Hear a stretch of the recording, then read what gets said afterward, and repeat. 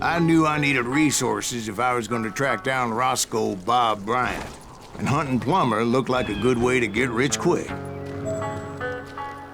As the local vigilantes exposed him as the leader of the bandits, and put a generous price on his head. Plumber rallied his gang to plunder one last gold mine before making their escape, and that's where I thought I'd find him.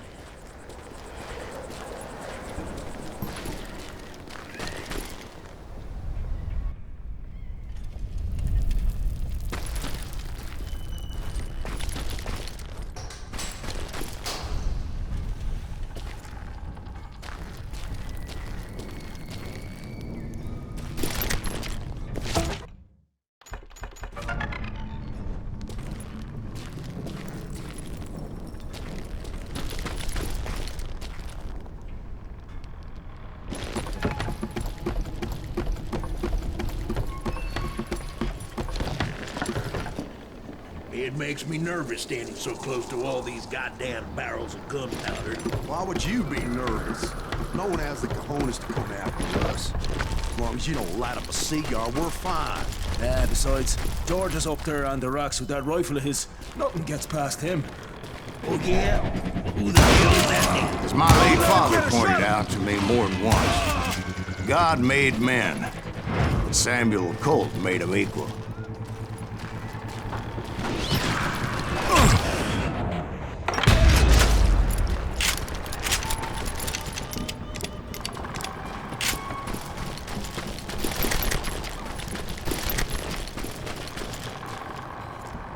I knew that dynamite wasn't mine, so I decided the polite thing would be to return it. It was the biggest gold rush since Sutter's Mill in '48. Unfortunately, prospectors weren't the only ones drawn to those riches. There were thieves and killers, robbing travelers and hijacking gold shipments. Like those that ran with Plumber. Some were just regular folks I knew from town, drawn by greed and easy pickings. Charlie Crow, the blacksmith. James, who worked in the stable. Sam and Jeremiah Barber, the butcher's sons. Ordinary citizens who lived a double life. Of course, the rest were veterans of the Civil War. Stone-cold killers trained on the bloody fields of Shiloh and Antietam. Plummer had a lot of men on his payroll. A hell of a lot. That son of a bitch pretended to protect the public with one hand while stealing them blind with the other. He set up a defensive perimeter which I had no idea how to breach. Dangerous, desperate individuals. I was outnumbered and in way over my head, but I was too damn stubborn and stupid to realize it. They must have thought I was touched, or had some kind of death wish, seeing as there were barrels of gunpowder everywhere. I thought I was some kind of hero. I finally made it past and headed on to meet my destiny. But first, I had something I needed to figure out.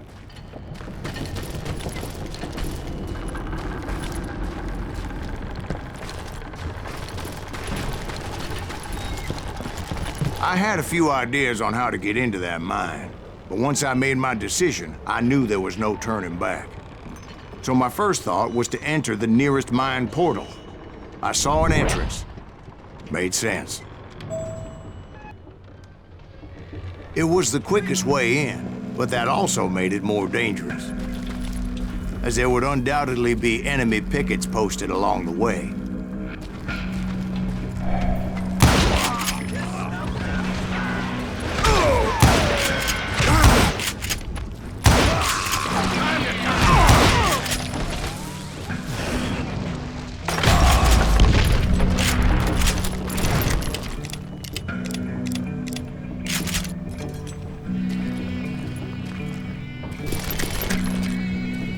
Besides, once you enter a mine like that, it's easy to get all turned around. And that confusing maze of corridors wouldn't even be the worst of it.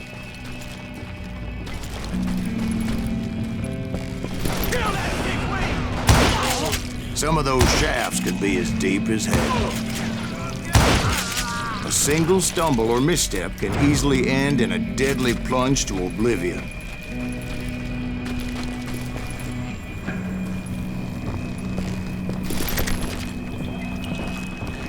I'm here!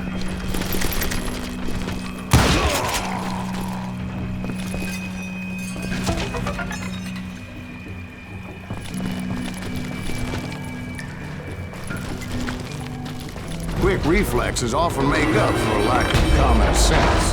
Luckily, I was never one to be easily bushwhacked.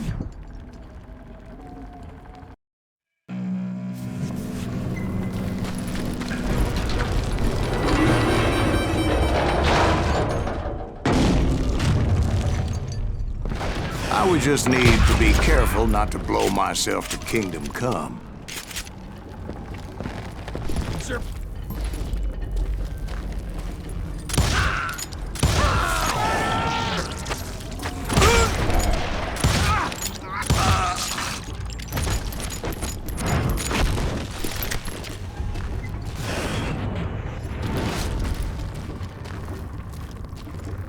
One wrong bullet could have turned that mine into a dad-blasted tube.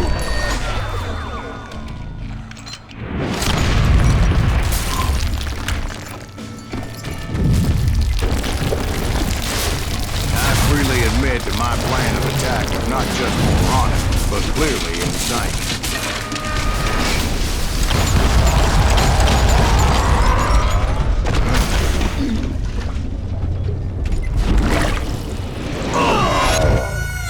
It's a good thing that I abandoned that ridiculous plan before I even tried it. Instead, I spotted a ladder, a way into the mine from the opposite side.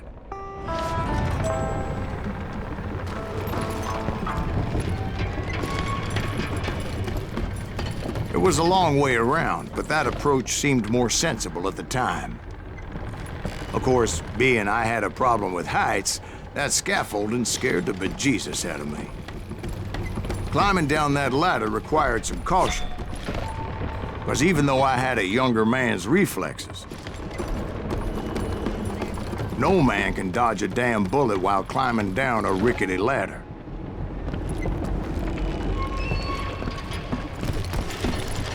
I needed to make a leap of faith. I was determined not to give up, however. As Sheriff Plummer seemed quite the despicable character. When the vigilantes discovered what the sheriff was up to, people were outraged. That 10,000 they put on his head would go a long way to helping me find old Bob. And I had made it my mission to settle that score come hell or high water.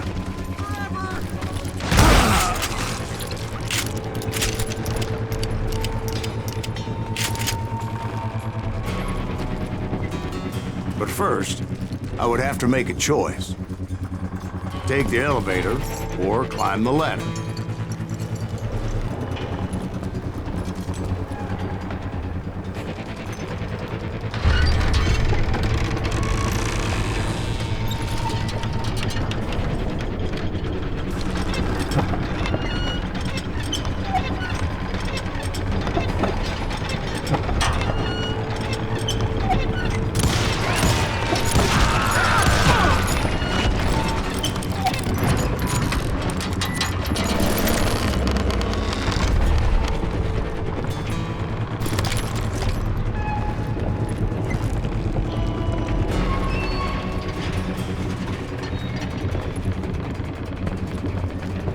Plummer was a mad dog killer, and the people of Nevada City deserved better.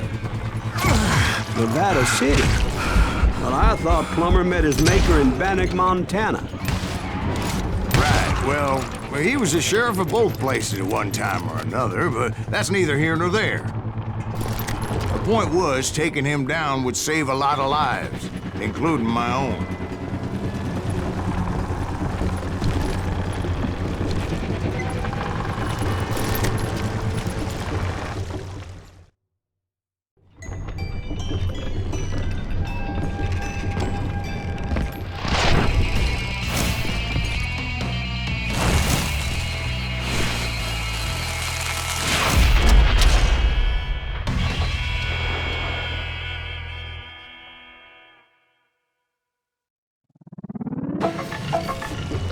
They're gonna bury you! Well, in a million pieces! It's getting worse and worse for you, ain't it? Henry Plummer was clearly unhinged, and I could see right away that this was gonna take some doing. What do you think you're doing? You ain't taking me!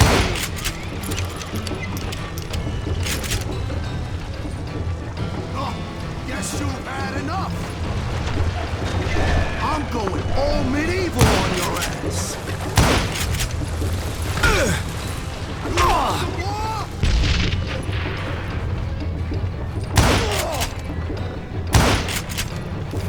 This cocksucker is smarter than he looks!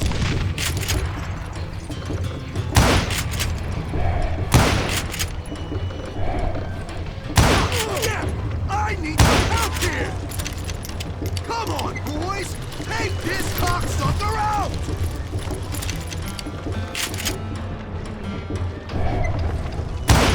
Brother, I'm gonna make you pay.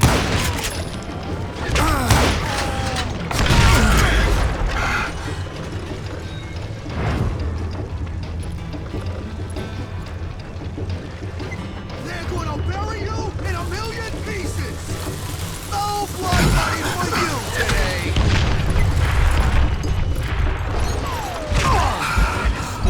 This is gonna hurt! I can shoot too!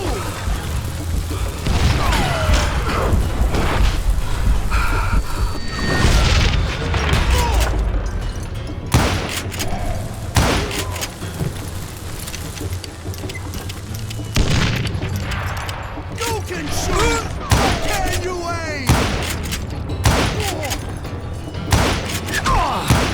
How you like that? You ain't taking me! Bastard!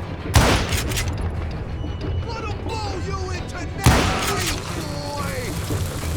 I'm going all medieval on your ass! Why not just give up and die? No blood money for you today!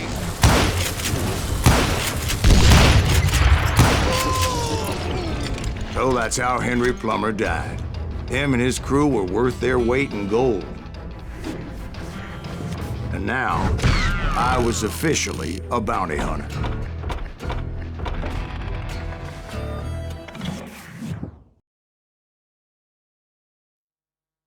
So, did you finally go after that Bob feller? Well, I heard word he was in Kansas with John Wesley Hardin. So that's where I went. Where in Kansas? Abilene. Why do you ask, Ben? No reason. Was Hardin as fast as Ringo? Ringo was fast, but John Wesley was as fast as the devil himself.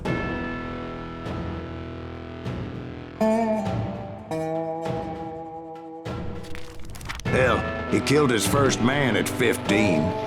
From that day forward, he had a price on his head and wouldn't back down for nobody, not even Wild Bill Hickok himself.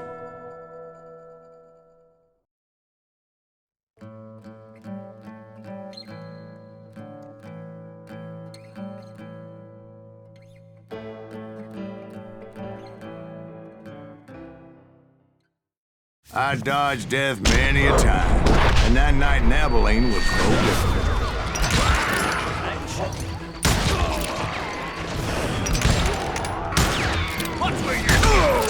I was there with the intention of finding that bastard Bob and collecting the bounty on John Wesley.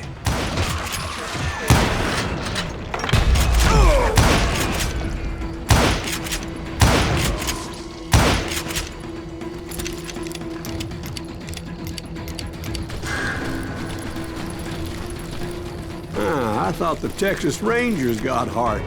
Yeah, that's what they want you to believe. It was coldin' a witch's tit and a brass bra that night as I fought my way past his loyal compadres to the very same saloon we're sitting in today. Look around and imagine this place painted in blood. Hardin was waiting for me, and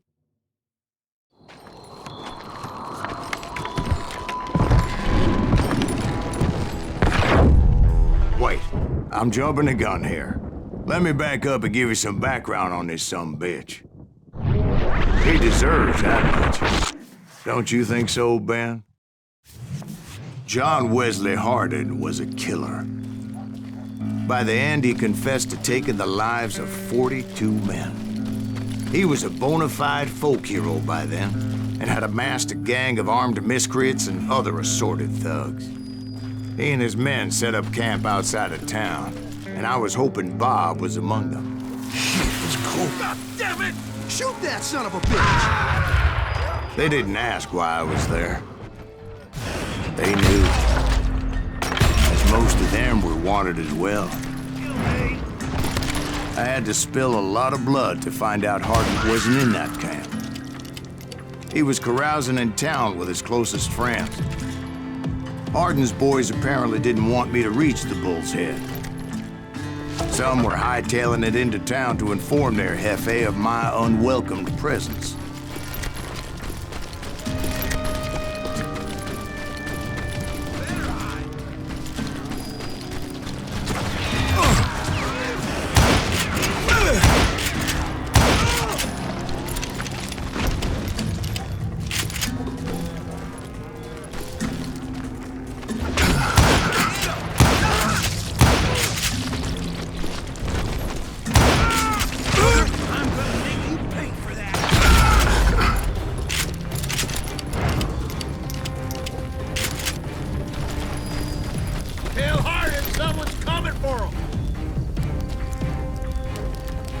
Stop that sumbitch! Let the boys know we got another law dog.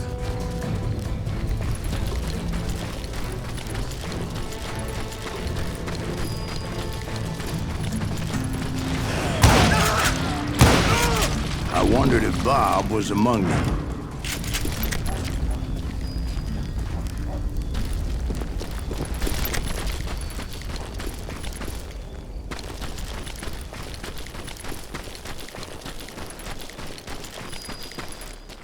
And I steeled myself for the fight ahead. For as good as I was, deep down I wondered if John Wesley wasn't just a little bit better.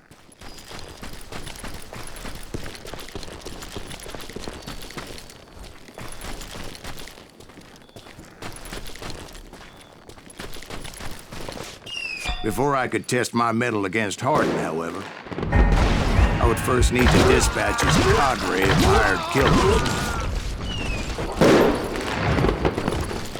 Most of these degenerates were beyond redemption, but John Wesley might have been a different story. I didn't learn until later that that night was in fact his birthday celebration.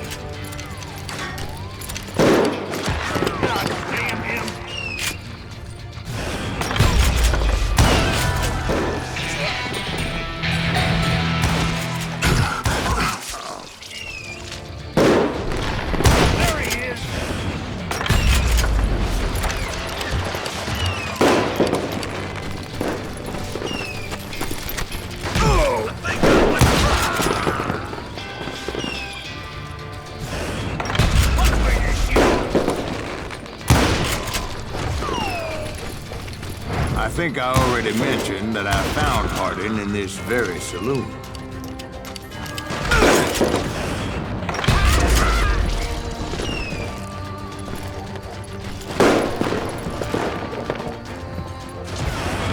Suffice it to say, nobody there was happy to see me.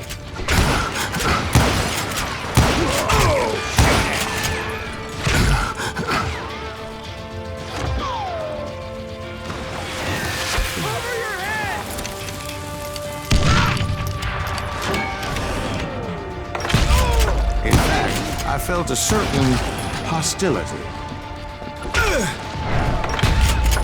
That asshole just killed Red?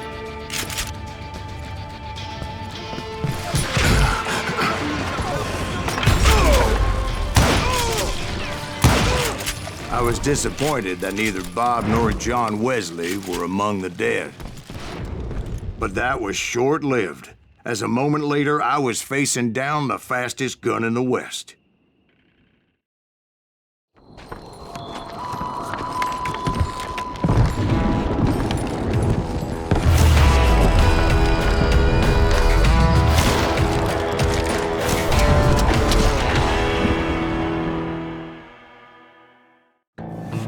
I felt a bolt of adrenaline. Or maybe that was fear. He was well known for his tricks, and I knew I'd need my own if I was ever to defeat him.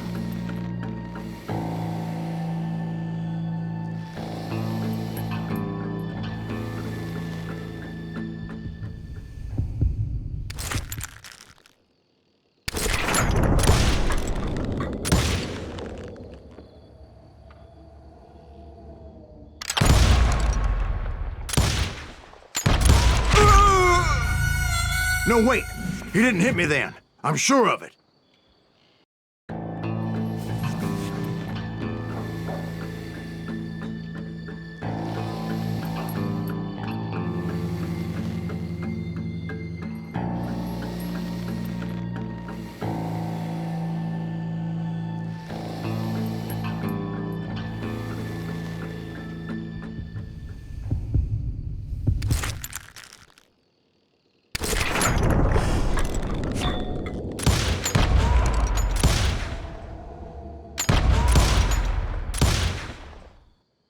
That man was faster than greased lightning. But being inebriated as he was, he didn't count his shots. And now, he was at my mercy. So he didn't die? No, I sent him to prison. Years later, after he was free, some restless avenger took his life. Shot him in the back in a saloon just like this one. Anybody up for another beer? Ben?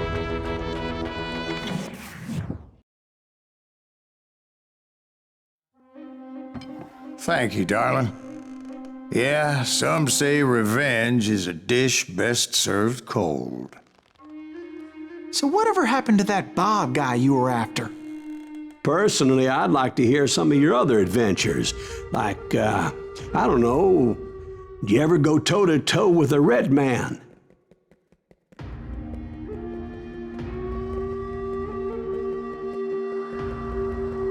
Yes, I did, Ben.